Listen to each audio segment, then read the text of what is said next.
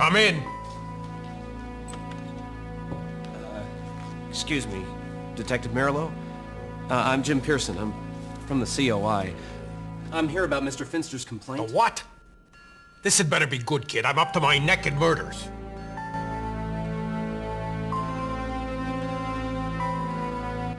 You were the detective that handled Mr. Finster's complaint? Finster? Oh yeah, Finster. I remember him now. Listen, kid. If I had a nickel for every so-called Nazi spy in this city, I would be a very rich man. So you don't think his complaint was legitimate? Ever since you secret agent types start stirring people up about Nazi spies, every Tom, Dick, and Harry with a beef about his neighbors has been into my office. You care to take a guess how many of them panned out? Well, what did your investigation reveal? Was there anything to the invitation? You did investigate this, didn't you? Now listen, Sonny! There's a butcher on the loose in my city. I didn't have time. Hey, isn't that sort of thing your job now? I don't have time to babysit another Fed. Detective, I understand you must be very busy right now. You don't understand nothing. Every day, it seems, we find another body or a part of a body. We don't have enough good leads and we don't have enough men to cover this case. And on top of that, I got some horse's ass from the Federal Bureau of Investigation looking over my shoulder trying to tell me how to do my job. I'm sorry to have bothered you, Detective. I'll be on my way. This case is gonna be the death of me yet. For what it's worth, kid, Finster had a look at the mugshot books. He said he spotted the Joe what handed him that screwy invitation. I think he even marked the books and everything. You can have a look through them if you think it'll help. Thank you, Detective. Are you any closer to catch a torso killer? That sick son of a bitch has been too clever. How's that? Well, for starters, he's not leaving enough behind for us to identify. Our best guess is he's cutting up bums and whores, people nobody'd miss. Takes them apart real clean, too, like a doctor. 2 whacks and he's through them. The queerest thing is, he bleeds them dry, washes them clean, and wraps them up like a butcher, all nice and neat in newspapers. It's like nothing I've ever seen, and I've seen plenty. I'm sure it's only a matter of time before something breaks through. Oh, you got that right. His kind always slips up. And when he does, bang! I'm gonna be right there on top of him. Hasn't the FBI been able to give you any relief with the torso investigation? Ah, that's a good one, kid. Elliot Ness has saddled me with a junior AG man named Winslow, who doesn't know his ass from a hole in the ground. About all he's done is look pretty in his fancy suits for the photo boys and flapped his gums to the reporters about how he is gonna catch that killer.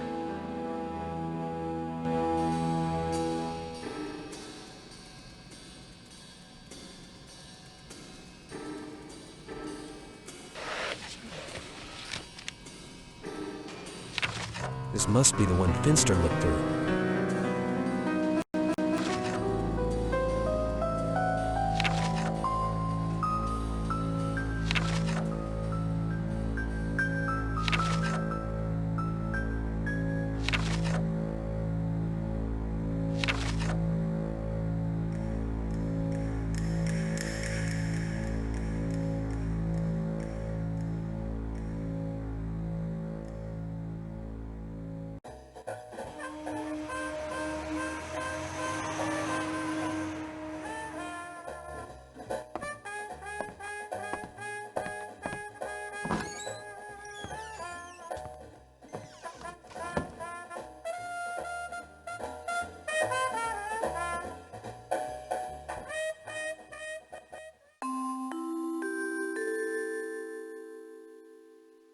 And now for the day's news.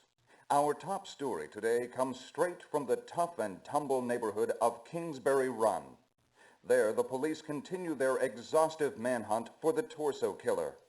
As his head count hits 7, the citizens of Cleveland raise their voices in protest. Meanwhile, the city police have been baffled by this insidious madman's terrible work.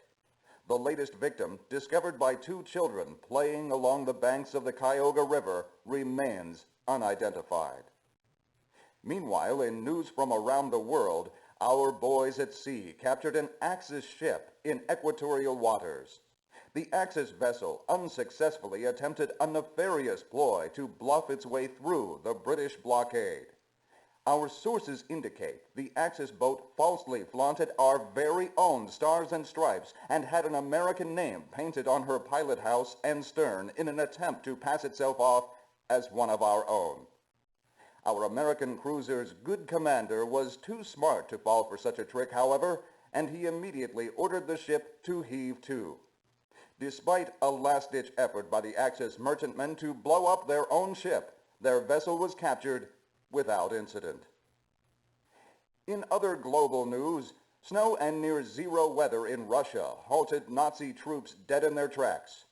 More bad news for the Axis as the British began an offensive in North Africa along the 130-mile Libya line. Score one for Hitler, though. Wire reports confirmed that the Australian cruiser Sydney was sunk by a German raider disguised as a Dutch merchant ship. I guess our mates down under could use a few lessons from our own boys at sea. In Washington today, Subaru Kurusu, Japan's new and super special envoy to the United States, is set to begin a round of talks with the State Department. These talks come right on the heels of Tojo's stinging remarks regarding Roosevelt's Pacific policy. With the Pacific crisis nearing its breaking point, officials in Washington hope that Kurusu, Japan's pinch hitter on the diplomatic diamond, can head off a military confrontation. Also in Washington, a recent survey of 59 Midwestern editors and publishers for the interventionist Continental Congress for Freedom displayed surprising opinions. The newspaper head honchos reported that their communities were now overwhelmingly in favor of the administration's foreign policy and a repeal of the Neutrality Act. Said one editor, "The so-called isolationist Midwest exists only in the minds of congressmen who have failed to keep abreast of a great surge of public opinion during recent months." In other national news, hopes ran high that John L. Lewis will call an end to the coal mine strike after 12 striking miners were shot during riots. New York has a new hero in Jerry the Super Dog. The lovable collie's barking awoke 16 families residing in apartments above an Upper East Side store. Our dog hero nearly gave his own life, however. After seeing everyone to safety, Jerry left the burning building and collapsed. Thanks to the efforts of a local doctor, Jerry was revived. Give that dog a biscuit. In local news, prominent Dayton entrepreneur Eilo G. Sundorf was killed in a plane crash. Meanwhile, here in our own beloved city, an estimated crowd of 6,000 gathered for the Freedom Day rally at Public Hall. The cheering crowd of freedom-conscious Clevelanders condemned Nazi hostage slayings and called for an end to defense strikes. Today's weather, one word, friends, brr. And finally, in sports today, the Barons extend their winning streak to 7 games by defeating the Washington Lions 3-0 in an American Hockey League game. And unconfirmed reports from Indians management indicate that they are about to sign a 24-year-old Indian shortstop, Smiling Lou Boudreau, to a 2-year contract to manage our hometown boys.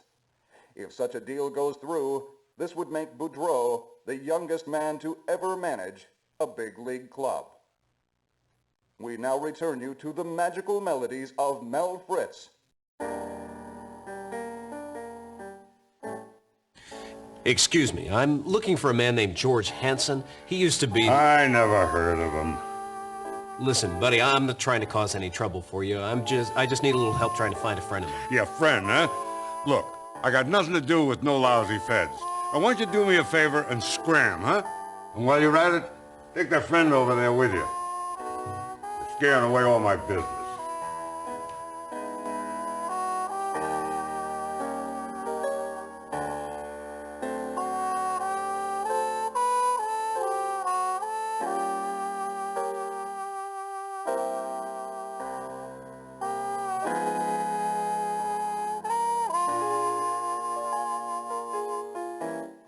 What's your name? Who wants to know? My name's Jim Pearson. I'm from the COI. Well, have a seat, Jimbo. The name's Winslow. Dick Winslow. Nice to meet you, Mr. Winslow. What brings you here? Oh, no need to be so formal. You can call me Dick. I'm just here for a drink. Really? This just doesn't seem like your type of place. Oh, and why not? Why can't a working Joe like me go out for a drink? Can't he try someplace new? Well, you just seem a little overdressed, is all. Guilty as charged, sport. Not a bad bit of deduction, that. Oh, well, I might as well confess. You're right. I'm with the FBI. Really? What are you doing here? Staking the place out. I thought I might get a lead on the torso killer, but I haven't had much luck yet. But you're new here, aren't you? Yeah, I just started. Oh, you don't say. And what brings you here to McGinty's, Jimbo? Well, I'm working on an investigation of my own. Now for the day's Oh, really? How interesting. Our top story today comes straight Did from someone the steal tough some and plans humble for a neighborhood secret of weapon? Kingsbury Huh? Run. Or There, commit an the act of police sabotage, continue their perhaps? exhaustive manhunt No, for the two nothing like that.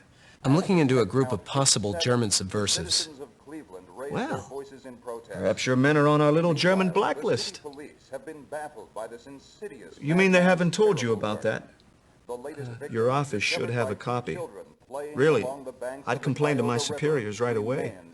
How can a new agent hope to succeed without the necessary tools? What is this list? Our boys at sea It's a captured list an Axis ship of suspicious in Americans of equatorial German waters. descent. The Axis vessel FBI's been keeping unsuccessfully tabs on them attempted for a a while now. nefarious ploy Oh, to it wouldn't flop take its much for way some of them to through sell the out British Uncle Sam blockade. for Our Uncle sources Adolf, huh? indicate the Thanks for the Axis information, boat Dick. falsely This flaunted list our might come in very handy. own Stars and Stripes and Well, had an American name I should be going now. pilot house listen, and stern sport. in an attempt to pass itself off You're new as here, one of our so I'll give own. you one little bit of free Our advice. American cruiser's good commander Some of the was people too in your smart department to have fall stepped for on such a some trick, toes, however, so and he immediately ordered be the careful ship where you to put your be foot down. to.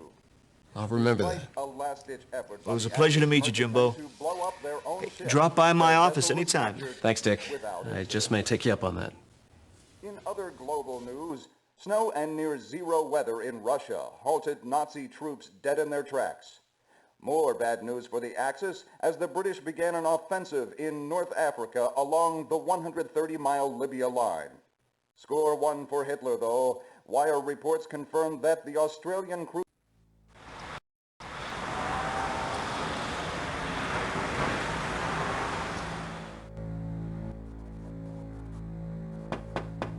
Yes? Sorry to bother you, sir. Not at all, Mr. Pearson. Come right in.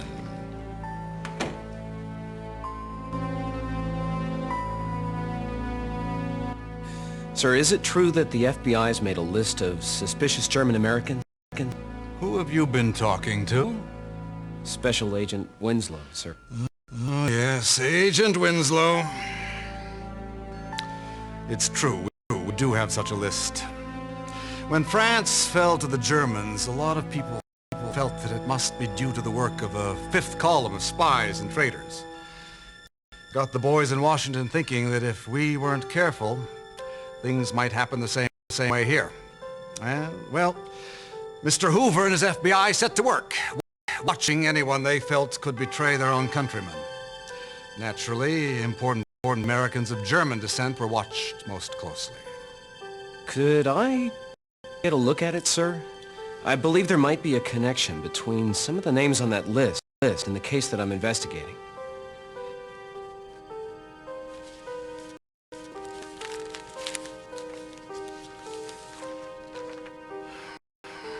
Just remember, son, it's possible that any of these men on that list are hard-working Americans, no different than you or I. Don't go off all half-cocked simply because Hoover's men put a name on a list. Yes, sir.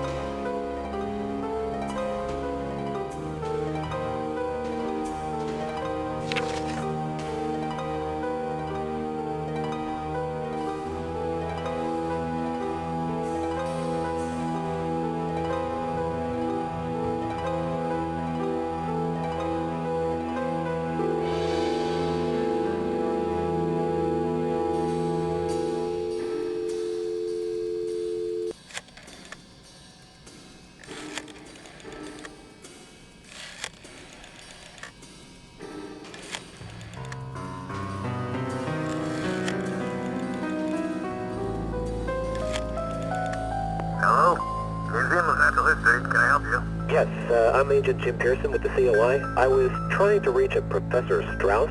Professor Strauss is not in. You're from Mr. Penske's office, aren't you? Yes, sir, sort of. I wanted to... Professor Strauss is away on business. I'll be sure to leave him a message. Thanks. Sir?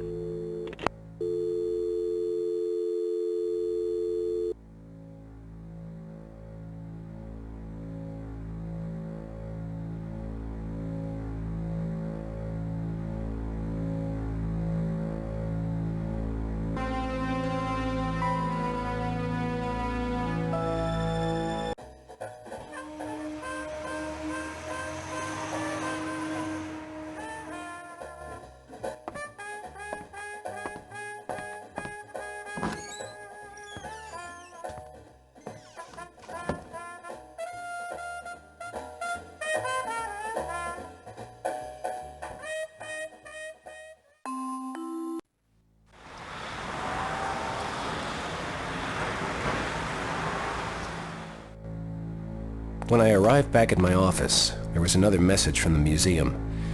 Whatever had been going on between Walter Pensky and Dr. Strauss seemed to be pretty important to both of them. Since I didn't have any more leads on my own investigation, and since Strauss's name did appear on the FBI's blacklist, along with Hank Finster's, I thought I might as well check into it.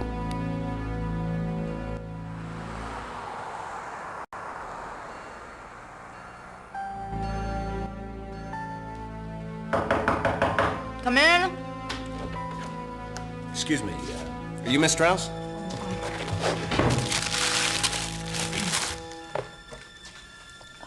I'm Helen Strauss. Hi, how do you do? I'm Jim Pearson from the COI. I came across your name at work, and I was hoping, I was hoping you might be able to help me. I'd love to. That is, if I can.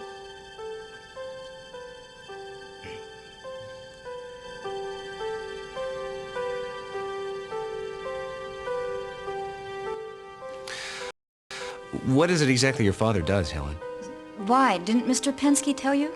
I'm afraid I've never met Mr. Pensky. But don't you... I'm afraid I don't understand. Didn't Mr. Pensky send you? I've replaced Mr. Pensky.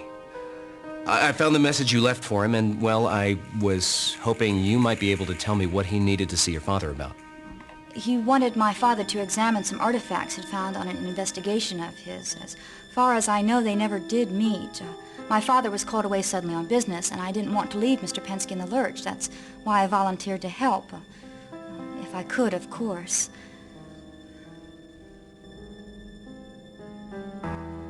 What is it you do here, Helen? Well, I'm just a graduate student intern here now, but one day I'm going to run this museum, or one just like it anyway. They've got such a wonderful display of Central European artifacts from the Middle Ages. Well, that's my area of study, Central European history, and I'm sorry. I'm sure you're not interested in listening to me babble. I could so just go on and on about my work. That's okay, Professor. My father's the professor. And I just bet you're a chip off the old block.